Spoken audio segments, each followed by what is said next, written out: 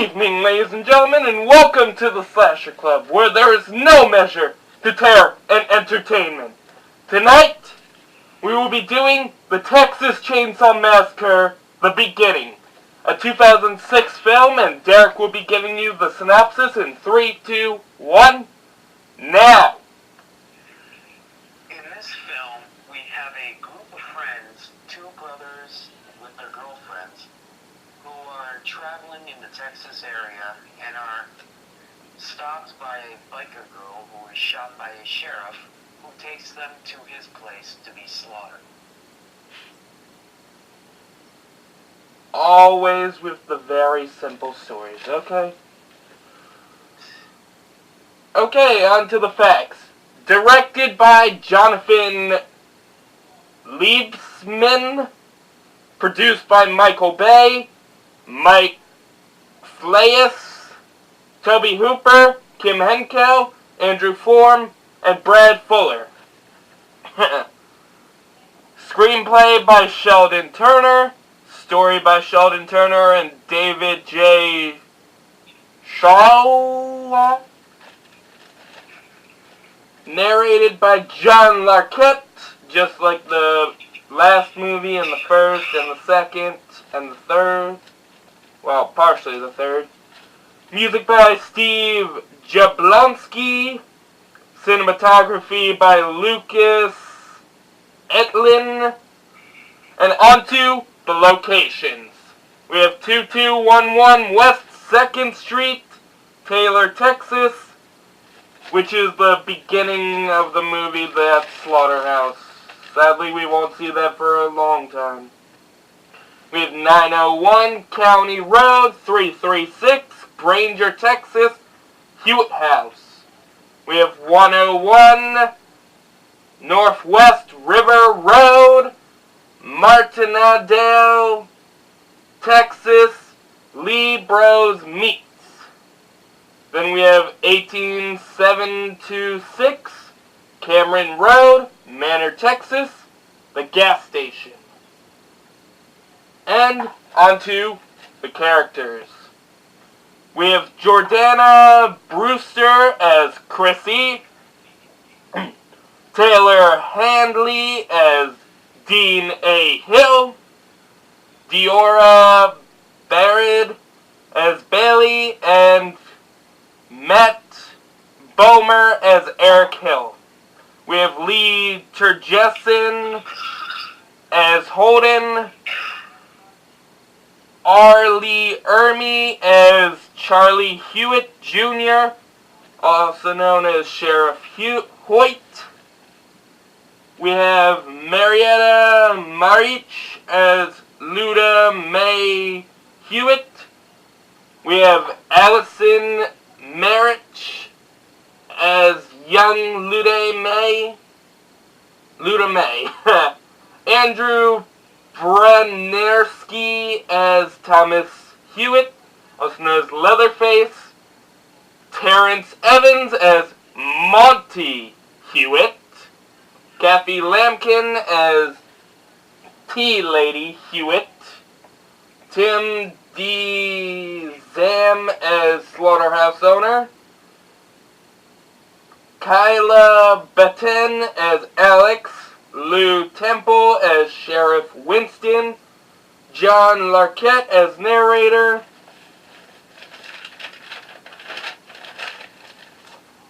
And onto the slasher stats. Do you want to count the cow that got run over? Yes. Then I have a total of 11 deaths in this movie. Wow. Yes, there was a lot in here. We got the slaughter owner being beaten with a hammer. The sheriff gets shot. We have a cow run over. The biker lady is shot by the new sheriff. The biker dude is sawed with a chainsaw. Eric is sawed with a chainsaw. Bailey has a throat slit. Dean gets slaughtered with a chainsaw. And Chrissy is sawed in the back of her chair. Then we have a cop and I think a bystander who get run over. Yep.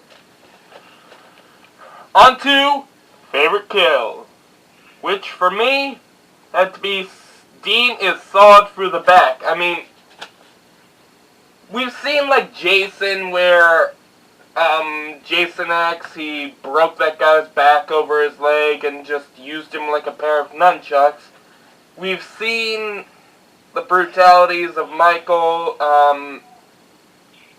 but here, Leatherface jams the chainsaw into Dean's back like a sword, or a knife, like you're stabbing him in the back, basically, while it's still running, and then, just like he doesn't give a shit, he flings him into the lockers.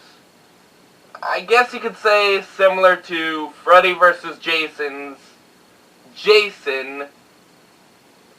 when he stabs someone and then, I think it was Linderman, he stabs Linderman and shoots him and throws him back. Oh wait, fuck, no, that was the black girl. He jams it in her and then flings her across. So, we basically just had a Texas Chainsaw Massacre reference to Freddy vs. Jason. And this is badass. I'd rather have seen this in Mortal Kombat as one of those fatalities or brutality moves than what they have. But this is amazing.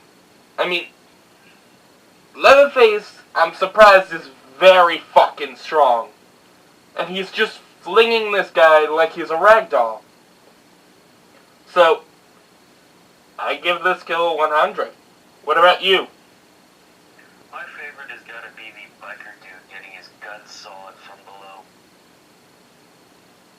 Just even while he's starting up the chainsaw, you can see in his face and in the sounds he's making that it's already slashing at his guts even before it's turned on.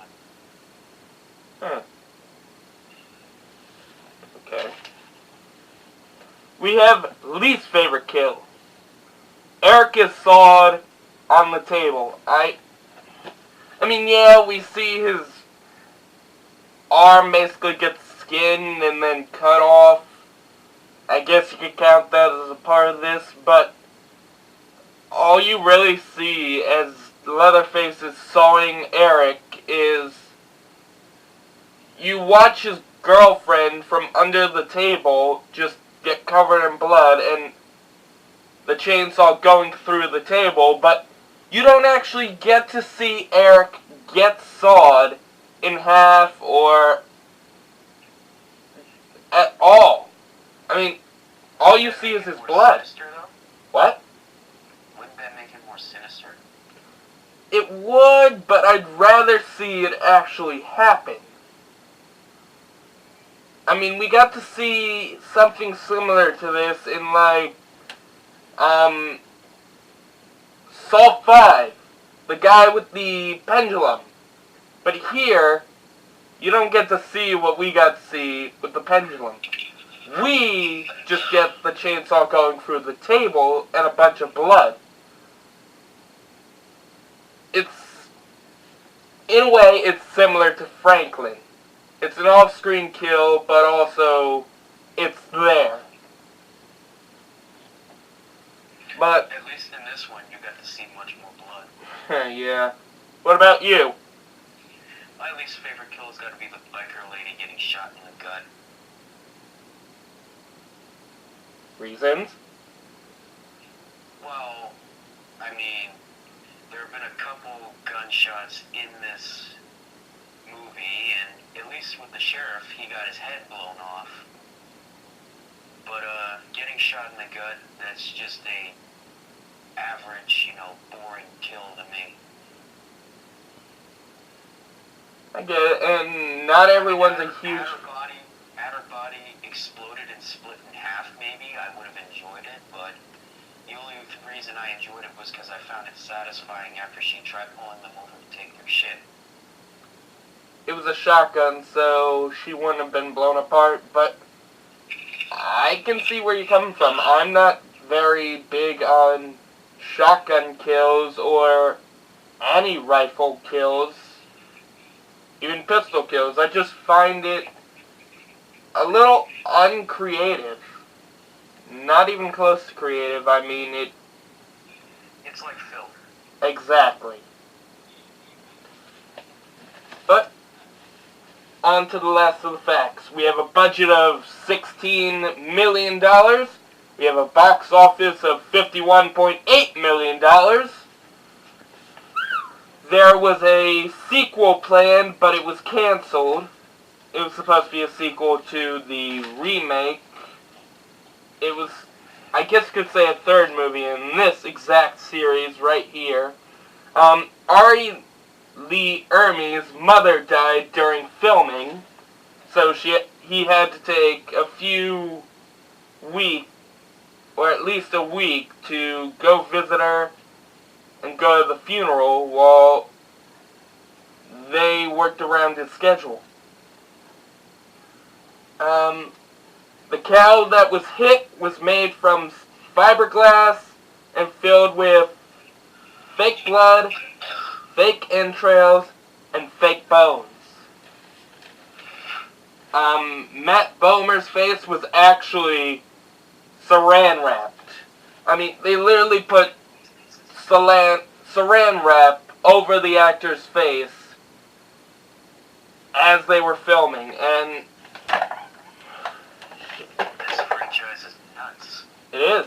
And actually, R. Lee Ermey was actually very scared for him. I mean, I mentioned in the last video, you wouldn't really think he'd be that nice of a guy after seeing most of his movies, but he was actually terrified for the actor.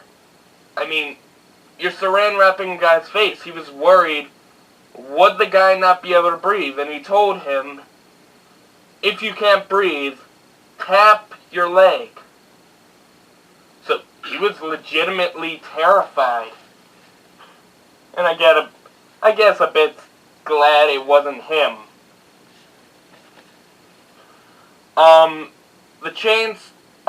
Originally rated NC-17, and a total of 17 scenes had to be edited out to make it an R rating. Wow, I wonder what scenes were cut out. The chainsaw weighed 35 pounds. First movie to receive Iceland's 18 rating. Marietta came up with the idea to sing Hush Little Baby to Bailey at the dinner table, and the directors basically went along with it. I mean, that is very fucking creepy, especially in the trailer. When you're watching the trailer, you just hear Marietta, the mother of the actor that's playing young Luna May,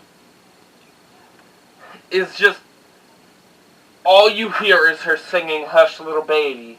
And I thought fucking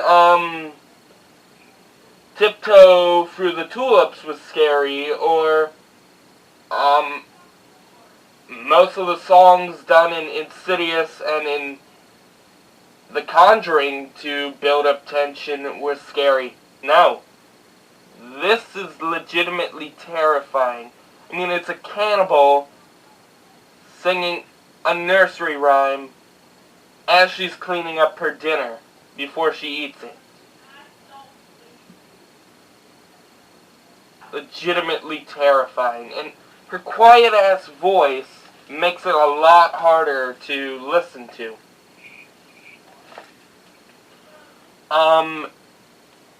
Andrew Foreman and Jordana Brewster actually got married in 2007.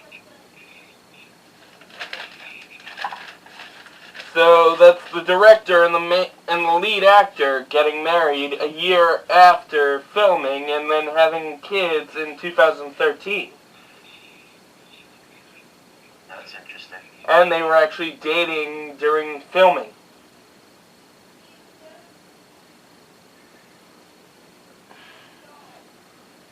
Well, that's most of the facts, I guess. Let's get on to the opinion.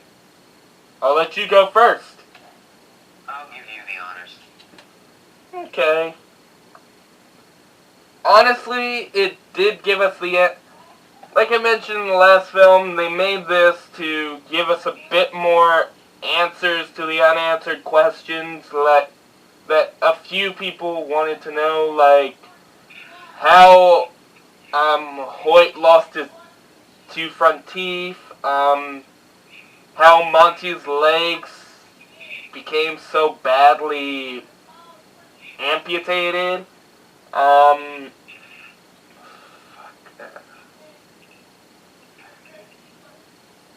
how Leatherface got his mask. But they actually did that. They gave us the beginning, which is basically a prequel. It shows us Leatherface... A bit disturbing for this movie, but they showed Leatherface's actual birth as his mother's dying because of the very retarded slaughterhouse owner.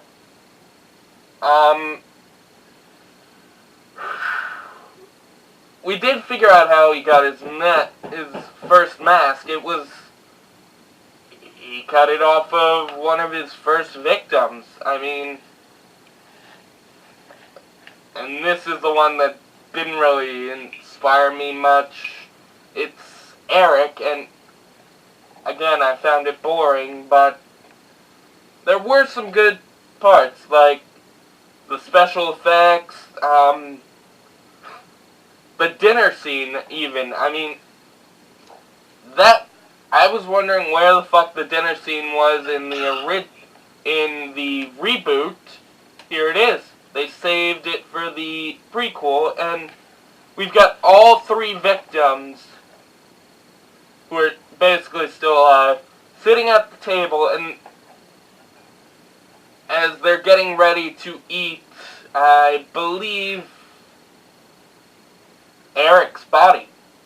Well, either Eric or the biker girl, but the grossest scene in the dinner scene is we get to see the inside.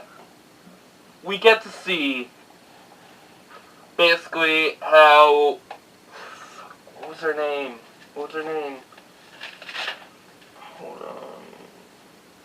Bailey's mouth, as it's basically void of all teeth. She's basically... And what gets me is the exact thing Hoyt says. Oh, don't worry about her. She'll just be drinking most of her meals out of a straw for the rest of her life. And then they slit her throat. I mean... yeah. They see that as putting her out of her misery. They should have done that right after they ripped her teeth out. And I do like, yeah, we get the origin of Leatherface, which sadly will change again in 2018 to 2017, and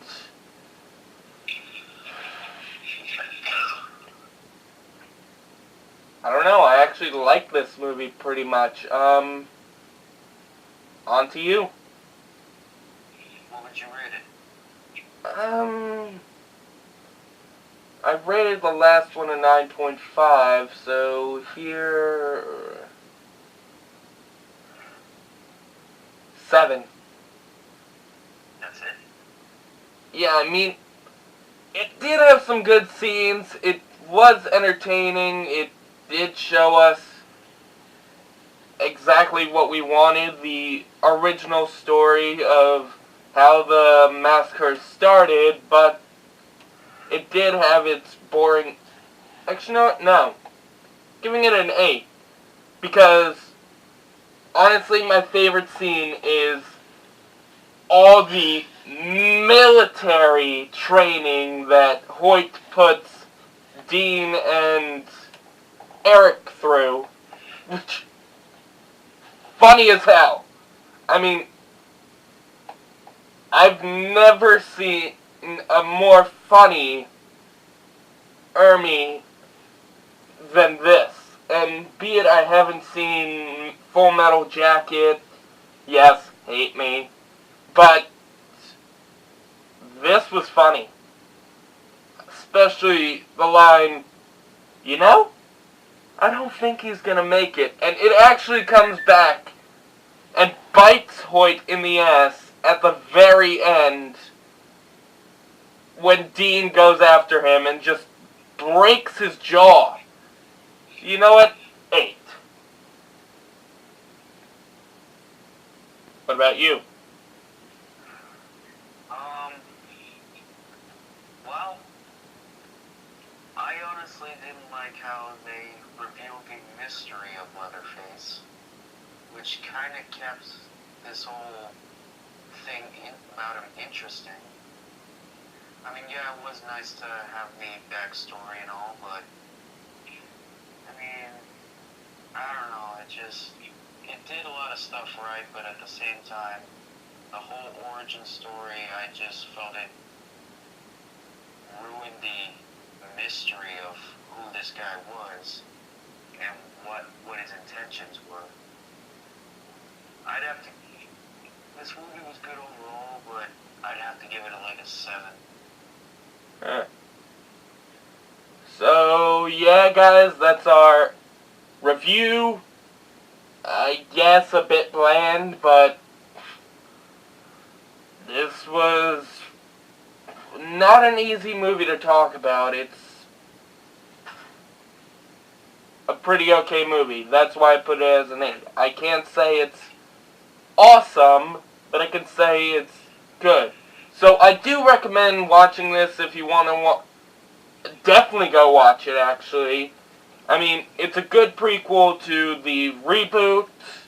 It gives us a lot more story than the original 4 movies, and I just gotta say, go watch it. It's a great movie. One of Ermy's best performances. And if you guys don't like the actor that plays Leatherface, just remember, we could have had Lundgren play him. Again, just think, we could have had Rocky IV's Russian playing Leatherface, so it could have been a lot worse. So, don't forget to like, comment, because we will always answer your comments, especially even if it's a couple months late. We will, and don't forget to subscribe. Hit that little notification bell at the bottom to get more notifications on when our next video is, and we'll see you guys next week with Texas Chainsaw Massacre 3D. Any final words, Derek? Keep mysteries a mystery. They will make them interesting. And I gotta say, this is why you wouldn't have made it in Vietnam, soldier. Because mysteries kill. Good night, goodbye, and we'll see you next week.